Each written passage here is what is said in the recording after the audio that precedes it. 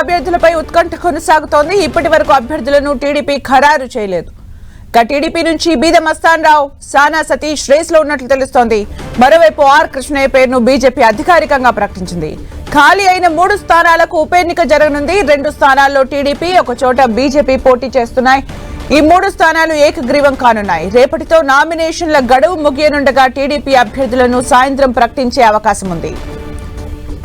మరోవైపు టీడీపీలో రాజ్యసభ ఆశావాహులకు సీఎం చంద్రబాబు ఇప్పటికే క్లారిటీ ఇచ్చారు. 2026లో అవకాశం కల్పిస్తామని ఆశావాహులతో చెప్పారు. రేపు ఉదయం అసెంబ్లీ కార్యదర్శికి కూటమి అభ్యర్థులు నామినేషన్లు సమర్పిస్తారు. ఈ సమయంలో ఉమ్మడి కృష్ణా, గుంటూరు, ప్రకాశం జిల్లాల ఎమ్మెల్యేలు టీడీఎల్పీలో అందుబాటులో ఉండాలని హైకమాండ్ ఆదేశించింది. రాజ్యసభ సీటు కోసం ఆఖరి నిమిషం వరకు జనార్దన్, కంభంపాటి రామ్మోహన్, భాష్యం రామకృష్ణ, వర్ల రామయ్య, శ్రీనివాస్ రెడ్డి, గల్లా జయదేవ్ ప్రయత్నించారు.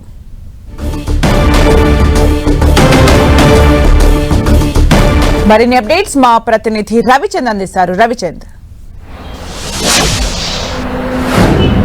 సుమిత్ర, టీడీపీలో రాజ్యసభ అభ్యర్థుల ఉత్కంఠ అయితే కొనసాగుతుంది. ఇప్పుడు వరకు కూడా అభ్యర్థుల్ని అధికారికంగా ఖరారు చేయలేదు. ఎందుకంటే రేపు సాయంత్రానికి నామినేషన్ల ఆఖరి తేదీ రేపే ఉంది.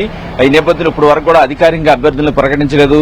ఏదైతే ఆంధ్రప్రదేశ్ నుంచి 3 రాజ్యసభ స్థానాలకు ఉప ఎన్నిక జరగబోతుంది. దీనిలో భాగంగా 3 కూడా కూటమికి దక్కే అవకాశం ఉంది. అయితే కూటమిలో భాగంగా, ఒప్పందంలో భాగంగా ఒకటి బీజేపీకి ఇవ్వాలని ఇప్పటికే డిసైడ్ అయ్యారు.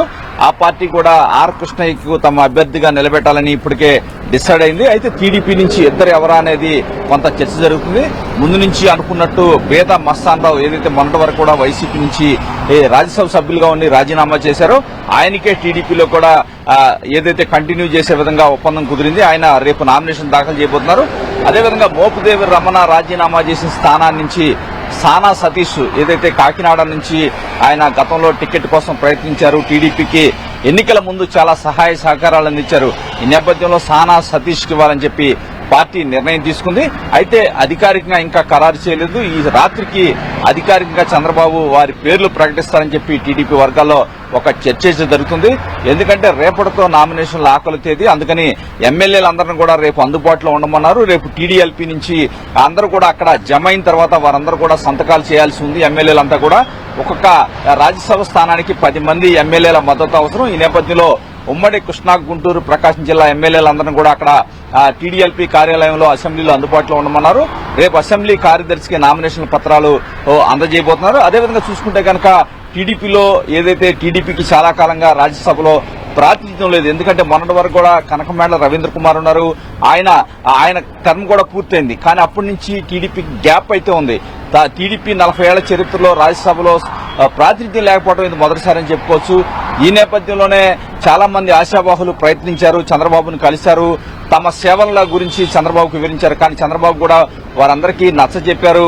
ఎందుకంటే ఏదైతే 2026లో ఫుల్ టర్మ్ అవకాశం వచ్చే అవకాశం ఉంది. ఎందుకంటే అప్పుడు 6 సంవత్సరాలు కాల పరిమితి ఉంటుంది, ఫుల్ టర్మ్ ఉంటుంది. కాబట్టి ఆ సమయంలో మీ పేర్లు పరిశీలిస్తానని కొంతమంది సీనియర్ నేతలకు ఆయన నచ్చజెప్పిన పరిస్థితి ఉంది. ప్రస్తుతానికి ఇవైతే కనుక చూసుకుంటే కనుక ఆ 3 స్థానాల్లో కూడా 2 స్థానాలు రాజీనామా చేసిన అభ్యర్థులకి దక్కే పరిస్థితి కనిపిస్తుంది. 3వ స్థానాన్ని మట్టికి సానా సతీష్ కి దక్కే అవకాశం అయితే కనిపిస్తుంది. ఏదైనా రేపు సాయంత్రంకి నామినేషన్లు వేస్తారు. ఏకగ్రీవంగా 3 అభ్యర్థులు కూడా ఎన్నికయ్యే అవకాశం కనిపిస్తుంది. అంటే రవిచంద్, అధికారికంగా ప్రకటించకపోయినప్పటికీ ఇప్పుడు వినిపిస్తున్న పేర్లు ఏవైతే ఉన్నాయో అంటే టీడీపీ క్యాలిక్యులేషన్స్, అంటే రీసెంట్ టైం పాలిటిక్స్ అయి ఉండొచ్చు, లేదా సీనియారిటీ అయి ఉండొచ్చు, ఈసారి సెలెక్ట్ చేసే అభ్యర్థులు క్యాలిక్యులేషన్స్ ఎలా ఉన్నాయి అని అనుకోవచ్చు. అంటే సుమిత్ర, చూసుకుంటే కనుక ఏదైతే మనం అనుకున్నామో టీడీపీకి చాలా కాలంగా రాజ్యసభలో ప్రాతినిధ్యం లేకపోవడం మొదటిసారిగా మనకు కనిపిస్తుంది.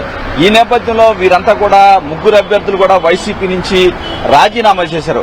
వారిలో ఇద్దరికి కంటిన్యూషన్ ఏదైతే వారికి ఇంకా 3 సంవత్సరాల పైన కాలపరిమితి ఉంది. వారిని ఒకళ్ళు బీజేపీ నుంచి, ఒకళ్ళు టీడీపీ నుంచి కంటిన్యూ చేస్తున్నారు. 3వ అభ్యర్థి ఎవరైతే మోపుదేవ్ రమణ స్థానం ఉందో ఆ స్థానం 20 నెలలు మాత్రమే ఉంటుంది. అది సానా సతీష్ ఇస్తున్నారు. ఎందుకంటే సానా సతీష్ కూడా ఎన్నికల ముందు పార్టీకి చాలా సహాయ సహకారాలు అందించారని కూడా చెప్పుకోవచ్చు.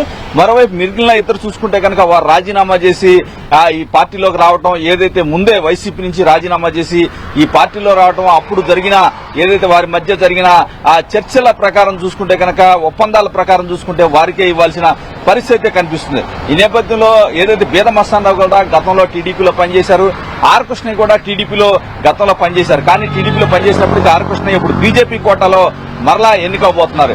ఈ విధంగా చూసుకుంటే కనుక ముగ్గురు కూడా పార్టీకి సంబంధించిన వారు అని చెప్పుకోవచ్చు. సానా సతీష్ మాత్రం రాజకీయాల్లో ఇప్పటి వరకు కూడా ఎటువంటి పదవిని కూడా ఆయన చేయలేదు. మొదటిసారి ప్రజాప్రతినిధి కావడానికి ఆయన ప్రయత్నిస్తున్నారు. రాజ్యసభకి రేపొద్దున సానా సతీష్ నామినేషన్ అయిపోతున్నారు. ఆయన సర్వీసెస్ ఎన్నికల ముందు సానా సతీష్ తూర్పుగోదావరి జిల్లాలో ఉమ్మడి తూర్పుగోదావరి జిల్లాలో పార్టీ ప్రతిష్టతకి ఎన్నికల సమయంలో చాలా కృషి చేశారని కూడా పార్టీ వర్గాలు అయితే చెప్తున్నాయి. Sumitra, thank you Ravichandra for the updates.